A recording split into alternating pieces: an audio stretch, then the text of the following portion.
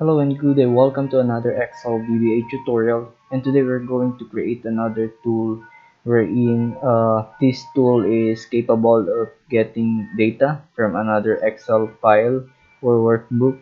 So it's more on upload function, and, and later we will also include how to get the attachment from an email in Outlook. So the first one is the very basic upload functionality that you can do using VBA. So for example, we have a separate raw file which have the data that we need, and then in our tool we have a specific tab here which we will call tool all, and then once I click the upload button, it should be able to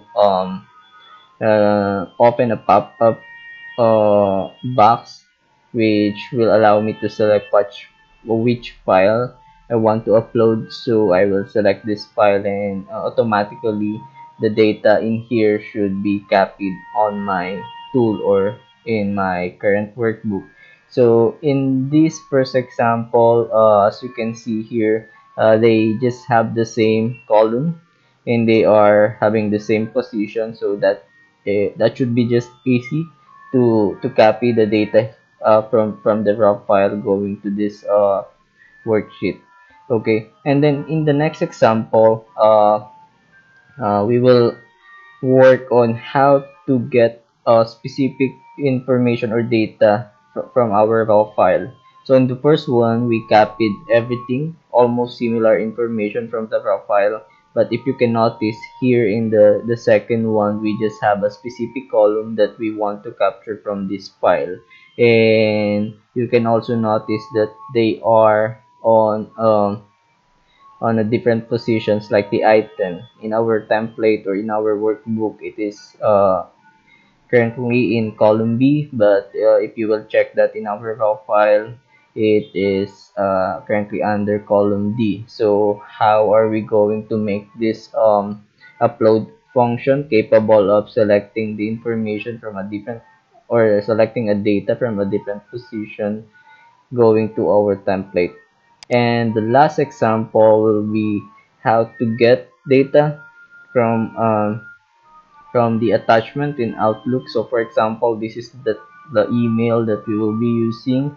So what will happen is, just when I click this get data button, it should ask me for the subject of the email, and then once the email subject is valid, the tool should be able to automatically capture or to automatically save this file first in a specific path within my desktop, and then open that file, and then go to the worksheet where the data is placed, and then copy the data, automatically going to this specific uh, tab of my tool or workbook. So I think I should show you first the finished tool before we start on the coding. Okay, so the first tab will just easily copy the information from the file that we will select here, and then paste that information here. So once I click upload, it will give me an option to select the file which I want to upload. So this is only for Excel right now. So this is the raw file that we have, and then once I click open, it should automatically open that file, copy the information that we need, and paste to our template. So I think that is just a basic one, and we can easily do that. And then the next one is wherein our upload will just capture specific information from the same file that I upload on the first one, and then paste the specific data or information that I need from to this template. So once I click upload, similar to the first one, I'll just select the file and hit open, and there. So it is capable of just getting specific data or information from the raw file. But the next one, this is an automation from an Outlook. So instead of uploading, we will automatically get data from our Outlook. and this is my Outlook, and this is our target email, which has a one attachment which named profile, which is the same file that I uploaded on the two approaches that I first showed. So the tool should be able to get or look for this email first, and then get the attachment saved to a specific path, and then from there open that file and then get the information.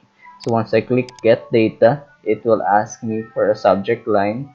You can do that if the subject line is keep on changing, but if that is a static subject line, I think you no longer need to have an input box like this. So I'll just input the subject line and hit OK, and there it already saved the file and open that file, and then copy the information that we need from that. Okay, so on the next video we will start coding from the start, and please watch out. Thank you.